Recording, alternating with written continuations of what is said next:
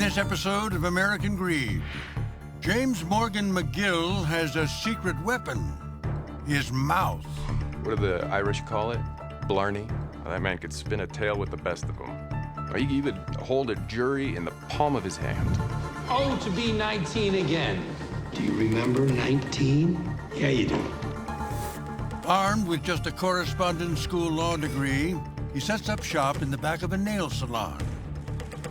As a public defender, he fights for the little guy and wins. But helping people soon loses its cachet. Jimmy McGill sees new opportunities for making money.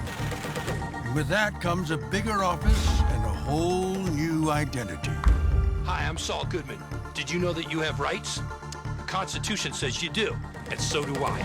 Commercials, billboards, and bus benches across New Mexico exclaim his trademarked catchphrase. Better call Saul! Better call Saul. Better call Saul. Clients beat a path to his door. One of them, an unassuming high school chemistry teacher, changes Goodman's life forever. The teacher has a peculiar nickname, Heisenberg.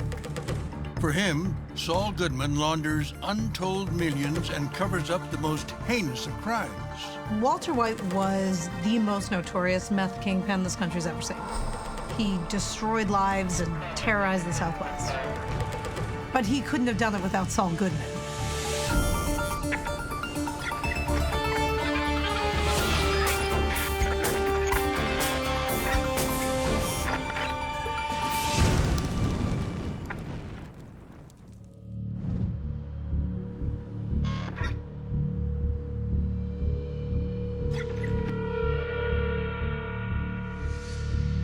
In the early hours of March 20th, 2010, police and DEA agents descend upon a quiet strip mall in the northeast corner of the city.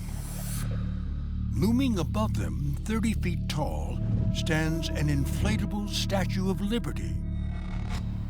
Beneath its watchful eye, they enter the office of Saul Goodman and Associates.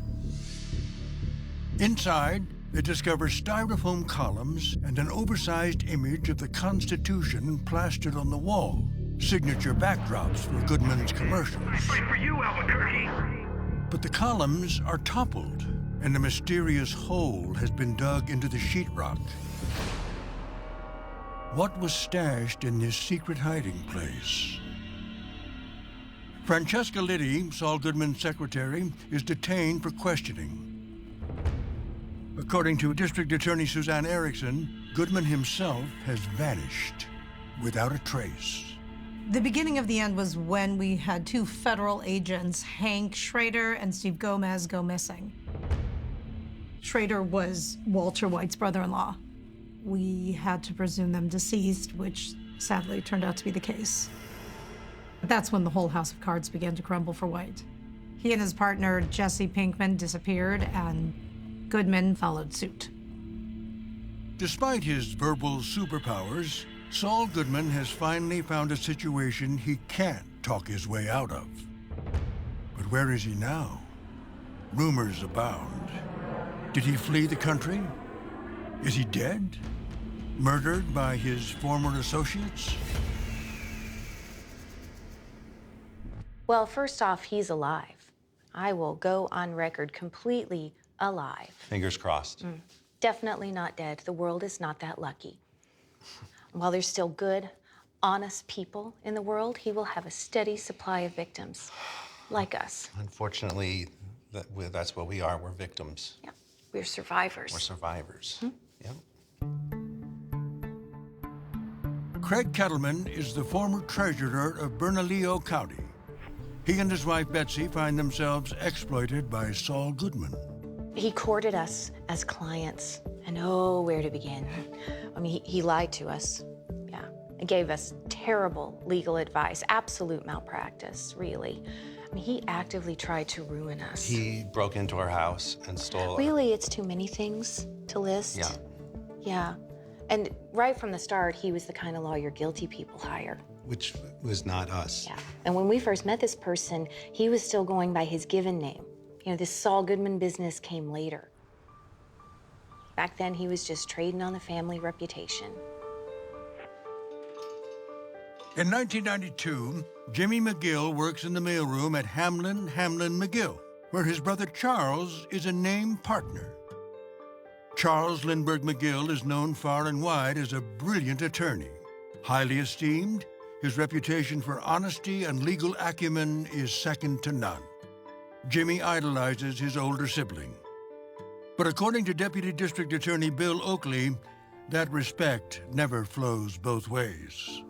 Chuck McGill was a god around these parts. He was like the second coming of Clarence Darrow. And then his brother becomes a lawyer. Slippin' Jimmy with a mail-ordered diploma from University of wherever it is. I mean, wow. And the guy had street smarts, but come on. I can't imagine how humiliating that must have been for Chuck. Still, trading on Chuck's name got Jimmy a job at a big Santa Fe law firm. Nice office with a window. Of course, he blew that one. Toot sweet. Sometimes I kind of think maybe his older brother was everything Jimmy wanted to be but wasn't. Yeah. You know, maybe Jimmy, Saul, maybe we're talking about a person who lived his life in someone's shadow. You know, when I think about it like that, We I kind don't of feel sorry for him. No. No, he made his bed. He made it, yep. And now he has to sleep in it. Yep. Forging his own path, Jimmy leaves Hamlin McGill and goes into private practice. Dabbling in the field of elder law, he institutes a large class-action lawsuit against a chain of retirement homes. Sandpiper Crossing. That was quite a case. He was colorful. And this was even before the crazy suits, the new name. But he could be a formidable adversary if he didn't feel this constant need to cut corners. Had he kept that under control, who knows how far he could have gone. He and Kim, those were two smart cookies. Kimberly Wexler is a bright and ambitious young woman Jimmy meets in the HHM mailroom. She becomes a fellow attorney, a business partner, and eventually Jimmy's wife. For the life of me, I don't know what she saw in him. Never understood it.